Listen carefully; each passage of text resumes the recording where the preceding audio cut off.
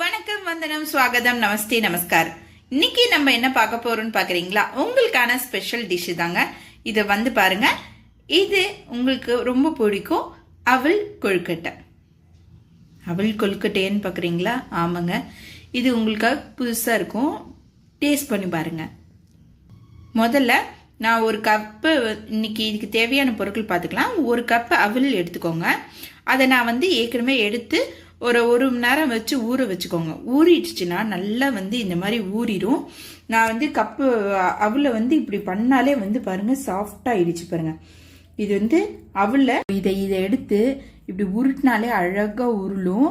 இந்த மாதிரி உருட்ட வந்துச்சுனாலே நம்மளுக்கு மாவு பதத்துல இப்படி உருட்ட வந்துச்சுனாலே நம்மளோட இதுக்கு கொழுக்கட்டைக்கு ரெடி ஆயிடுச்சுன்னு அர்த்தம். ஸோ இந்த மாதிரி உருட்டி வச்சுக்கோங்க, சரிங்களா? இந்த மாதிரி நல்லா உருட்ட வருங்க. எடுத்தீங்கன்னா உருட்ட வரும். நல்லா இப்படி உருட்டி வச்சுக்கோங்க. உருட்ட வந்துச்சுனாலே நம்மளோட பக்குவம் ரெடி ஆயிடுச்சுன்னு அர்த்தம். இந்த மாதிரி ஒவ்வொன்றா கொஞ்சம் கொஞ்சமாக உருட்டிக்கோங்க. உருட்டி எடுத்து வச்சுருவோம். இப்போ பார்த்தீங்கன்னா இதுக்கு நான் 2 கப்பு பால் எடுத்து இதை வந்து அடுப்பில் வச்சு ஒரு சுடு வரட்டும். நல்லா இது வந்து ஒரு கொதிக்கட்டும். ரொம்ப பொங்க விட்டுறாதீங்க, அதுக்கு இன்னும் கொதிக்க விட சொல்லி.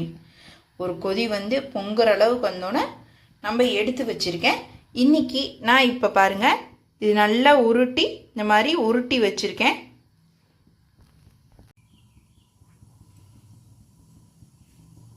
இப்போ பார்த்தீங்கன்னா நம்மளோட பால் நல்லா கொதிச்சு வருது.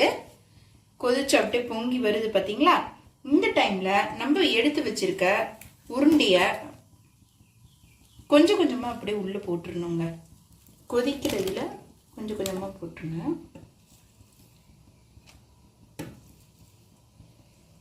இப்போ பார்த்தீங்கன்னா நம்மளோடது போட்டாச்சு. நல்லா வந்து இப்போ பார்த்தீங்கன்னா அப்படியே வந்துட்டுருக்கு பார்த்தீங்களா? இது நல்லா ஒரு கொதி வரட்டும். அப்படியே ரொம்ப கொதி வரக்கூடாது, ஏன்னா குழஞ்சு போயிடும். அதையும் நான் சொல்லிட்டேன். இப்போ பார்த்தீங்கன்னா தெரியும், நல்லா நம்ம போட்டிருக்கிறது எல்லாம் சேர்ந்து அப்படியே வருது, திரண்டு வருதுங்களா?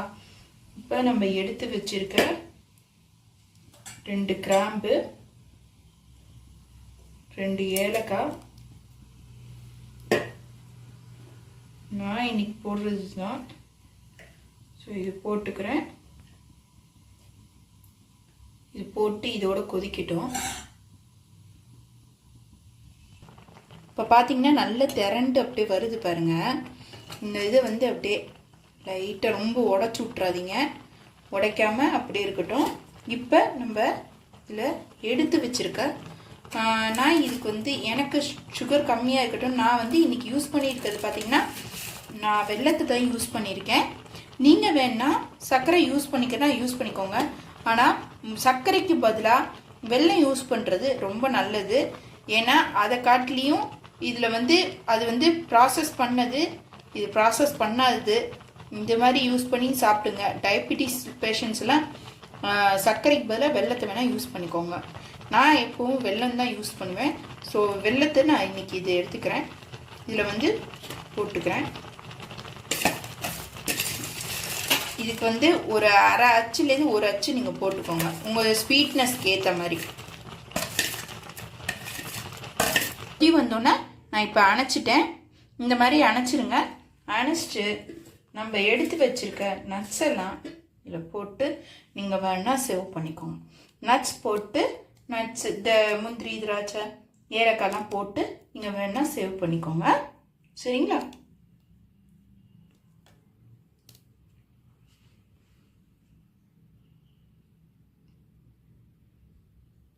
ஸோ நம்மளோட அவல் பால் கொழுக்கட்டை ரெடி ஆயிடுச்சு. வாங்க சாப்பிடலாம். இதே மாதிரி மேலும் அழகான டேஸ்டியான சுவையான ரெசிபி சட்டுப்புட்டுன்னு வேணும்னு நினச்சிங்கன்னா மறக்காம என்னோட பெல் பட்டனை கிளிக் பண்ணிக்கோங்க. என்னோட நம்ம வீட்டு தாத்தா பாட்டி சாப்பாடு சமையலை நீங்கள் சப்ஸ்கிரைப் பண்ணிக்கோங்க, சரிங்களா? சப்ஸ்கிரைப் பண்ணாமல் நிறைய பேர் பார்க்குறீங்க. தயவுசெய்து எனக்கும் ஆதரவு கொடுங்க. சப்ஸ்கிரைப் பண்ணுங்க, லைக் பண்ணுங்க, ஷேர் பண்ணுங்க, அண்ட் கமெண்ட் செக்ஷனில் நெக்ஸ்ட் உங்களுக்கு என்ன வீடியோ வேணும்னு சொல்லிட்டு நீங்கள் கமெண்ட் பண்ணுங்க. நான் உங்களுக்காக அந்த ரெசிபியை செஞ்சு காமிக்கிறேன். ஸோ நெக்ஸ்ட் வீடியோவில் நான் உங்களுடன் சந்திக்கிறேன். பை.